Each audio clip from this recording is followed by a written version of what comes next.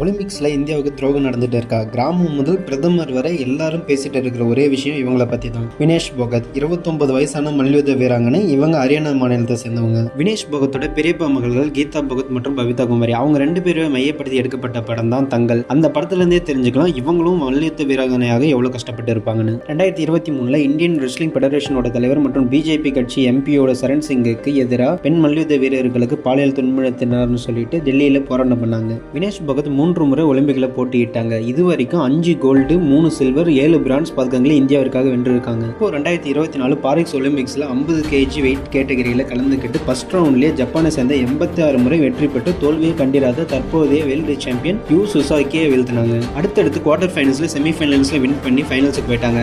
அனைத்து இந்தியர்களும் மெடல் கன்ஃபார்ம்னு நினைச்சிட்டு இருக்கும்போது கேட்டகரி வெயிட்டை விட 100 கிராம் அதிகமா இருக்காங்கன்னு சொல்லி இவங்களை டிஸ்குவாலிஃபை பண்ணிட்டாங்க. மனசு உடைஞ்சு போன வினேஷ் போகத் மல்யுத்தத்தில் இருந்து ஓய்வு பெறுவதை அறிவிச்சிருக்காங்க.